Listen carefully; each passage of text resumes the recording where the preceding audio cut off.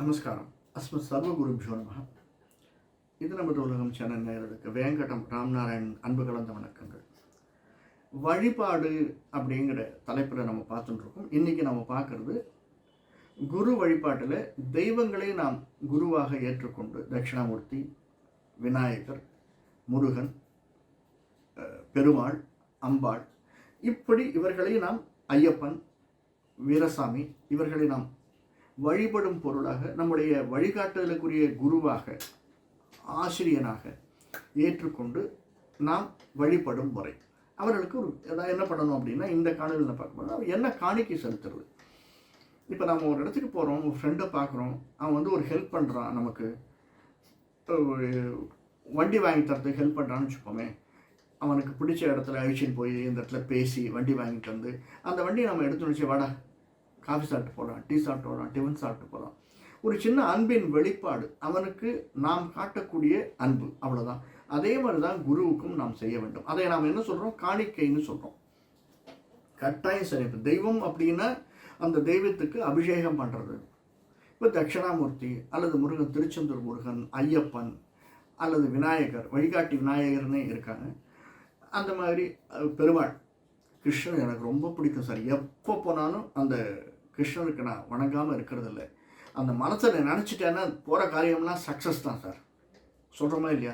அந்த மாதிரி அந்த தெய்வங்களுக்கு நாம் காணிக்கை செலுத்தணும். என்னது அது காணிக்கைன்னா பெருசாக இல்லை. ஒன்று அவர்களுக்கு அபிஷேகங்கள் பண்ணலாம், அர்ச்சனைகள் பண்ணலாம். எப்போ பண்ணலாம்? நம்முடைய பர்த் ஸ்டார் போது பண்ணலாம், அல்லது நமக்கு பிடித்த போது பண்ணலாம், நமக்கு இஷ்டமான போது பண்ணலாம். ஆனால் நிச்சயமாக செய்ய வேண்டும். எப்படி நம்ம பார்த்தோம், தெய்வ வழிபாட்டில் குரு இஷ்ட தெய்வ வழிபாடு, குலதெய்வ வழிபாடு எப்படி எப்படிலாம் பண்ணணும், என்ன பண்ணணும், எப்படி பண்ணணும், ஏன் பண்ணணும், பண்ணினா என்ன நன்மை கிடைக்கும் அப்படிங்கிறத பார்த்தோம். அந்த மாதிரி குரு வழிபாடு பண்ணுவதனால் நமக்கு பல நன்மைகள் உண்டு. தெய்வத்தை குருக்காக நாம் வழிபடுவதற்கு அந்த ஃபோட்டோவை நம்ம பையில் வச்சுக்கலாம், ஒன்று, அல்லது கேட்ஜெட்டில் வச்சுக்கலாம், செல்ஃபோனில் வச்சுக்கலாம். இரண்டாவது. மூன்றாவது, அபிஷேக ஆராதனைகள் பண்ணலாம். இது மூன்றாவது. நான்காவது, நமக்கு இது முடியல சார், எனக்கு அபிஷேகம் பண்ண முடியல அப்படின்னா எவ்ரி வீக் சென்று ஒரு 4 சுத்து பலம் வருதல். இப்போ சில பேர் பார்த்தீங்கன்னா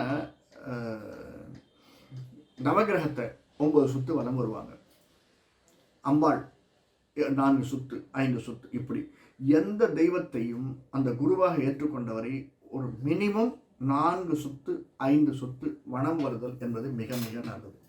வலம் வந்து வணங்குதல். நம்ம ஒன்றுமே இல்லை, என்ன வணங்குறோம், டே நீ தாண்டா நல்லவன், நீ தாண்டா எனக்கு எல்லாம் பண்ணுறக்கு அப்படின்னு ஃப்ரெண்ட்ஸை சொல்கிறோம் இல்லையா, வா அப்படின்னு கையை பிடிச்சி அழிச்சின்னு போகிறோம், அவனை வண்டியில் உட்கார வச்சுக்கிறோம்.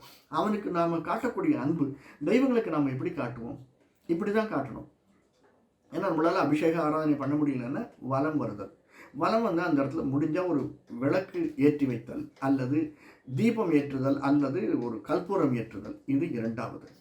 சில ஆஞ்சநேயர் தான் நமக்கு வழிகாட்டு விநாயகர், வழிகாட்டும் ஆஞ்சநேயர்னு இருப்பாங்க. அந்த வழிகாட்டக்கூடிய ஆஞ்சநேயருக்கு ஃபாரின் போனோன்னா இந்த ஆஞ்சநேயர் போய் வெத்தலை மாலை சாத்திட்டு வா, வெண்டைக்காப்பு சாத்திட்டு வா, வில்வ மாலை சாத்திட்டு வா இவருக்கு அப்படின்வாங்க. அந்த மாதிரி நாம் செய்வது அது மூன்றாவது. எப்படி அந்த வழிபாடை நாம் செய்யறது, எப்படி காணிக்கையை நாம் செலுத்துவது.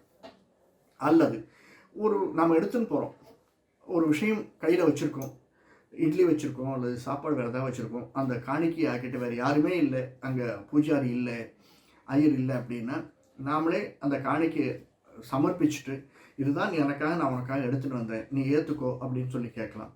அடுத்தது அதை மற்றவர்களுக்கு பகிர்ந்து கொடுத்து நாமும் உண்ணலாம். அது நான்காவது.